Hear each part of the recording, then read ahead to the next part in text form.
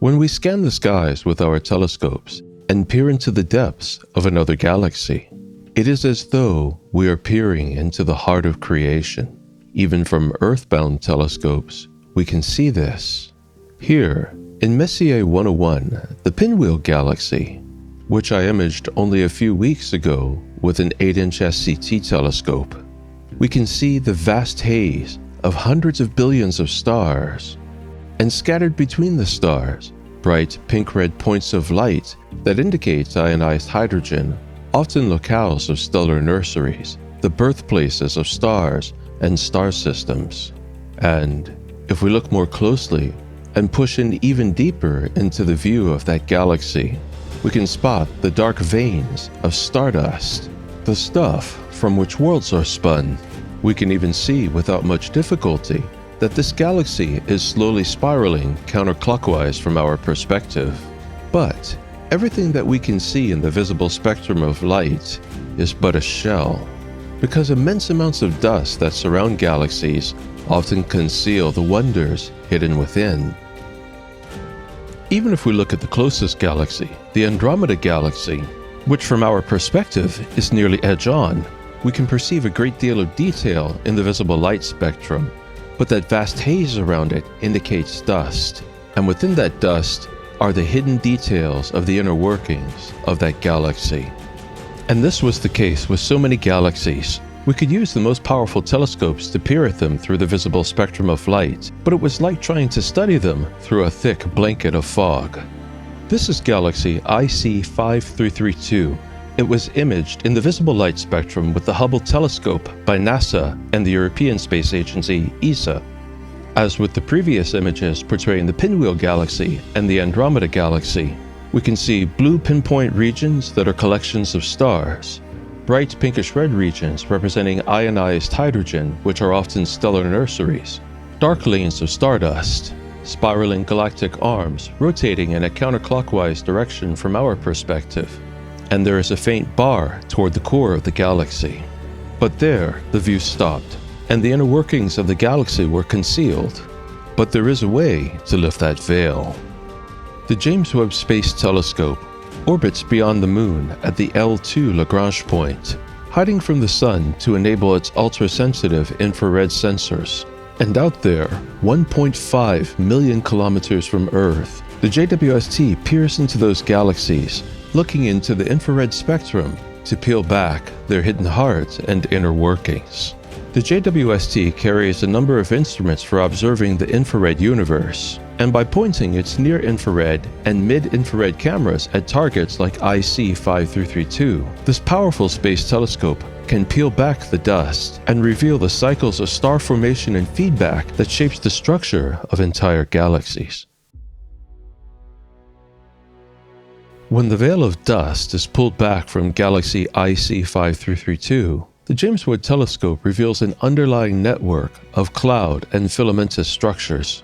The gases within this galaxy are diffuse. Star formation is still going on, but at such a low rate that we see the galaxy cannot be considered a starburst galaxy, that is to say, a galaxy with very active star formation going on.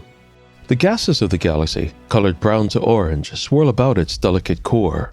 Off toward the edges of the spiral arms, the gases appear to be best described as amorphous clouds, but looking toward the center of the core, the gases occur like filamentous structures, and perhaps could be described like a spider's web that was swirled around a central point.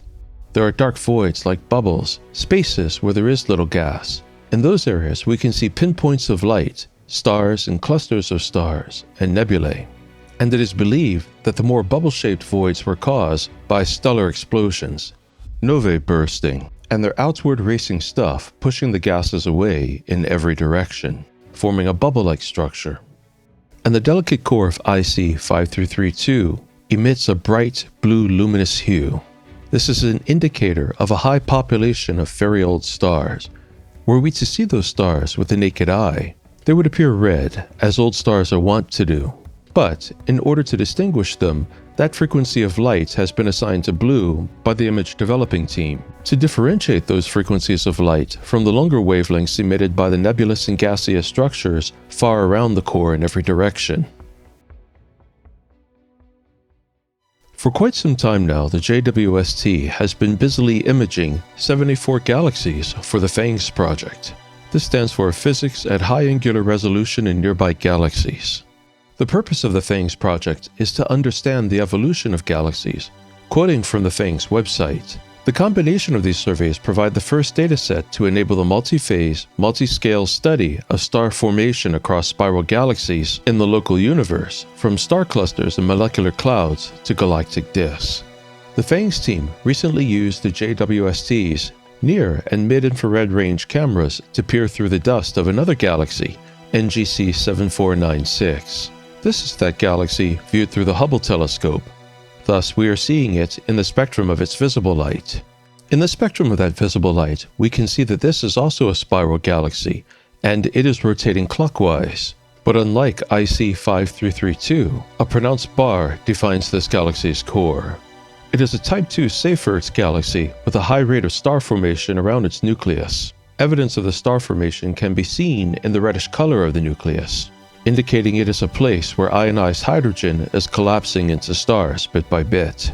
This galaxy is some 60 million light-years away, and it is much smaller than our Milky Way, being only 75,000 light-years across. Spectral analysis also reveals an H2 region in the core, further evidence of star formation. And the core is also a powerful source of radio waves, evidence of a large accretion disk in its center, alluding to the presence of a supermassive black hole. When the near and mid-infrared range cameras from the JWST are applied to the galaxy, and we look beneath its layers of dust, we can see many brightly lit regions of active star formation. But most notably, we see the bright diffraction spikes emitting from the core. Viewed through the Hubble telescope, the core is not so bright, and that's because the Hubble telescope is designed to observe the visible spectrum of light. And in that range of the spectrum, much of what is going on in the core is concealed by dust. But for the James Webb Space Telescope, the core of NGC 7496 is laid bare, indicating there is a powerful emission source that operates within the spectrum that the James Webb is designed to observe. So bright, in fact, that the galaxy creates diffraction spikes on the James Webb image.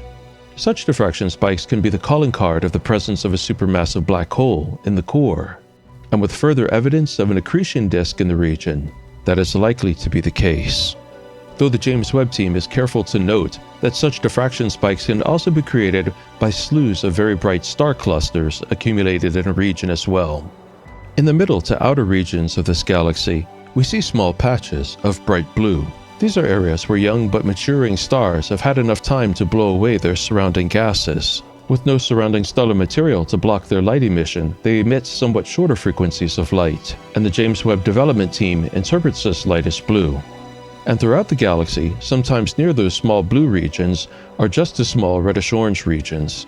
These also represent clusters of young stars, except they have not yet been around long enough to blow away their surrounding gases. This interstellar material filters the light emitted by the stars within it, allowing to pass or emitting only longer wavelengths of light, which is interpreted in this image development as an orange-red light. The goal of the PHANGS project is nothing short of immense: to understand how galaxies evolve and produce stars in the local and non-local universe. The amount of data necessary to accomplish this task is staggering. Imagine the enormity of examining 74 galaxies, each with tens of billions to hundreds of billions of stars, not to mention all the other phenomena found within a galaxy. The task is truly enormous. But the work is worthy. Because, as with all endeavors in astronomy, understanding the way the cosmos works, from the way it bursts stars to the way galaxies churn and ultimately evolve over vast amounts of time, will help us to understand the nature of the universe, and thereby ourselves. And there can be no arguing with the fact that the work of PHANGS has not already opened up the window into the inner workings of the galaxies around us, which includes our own galaxy. But the work has produced visuals of stunning beauty, showing that this universe is not only a work of brilliance, but also a work of art.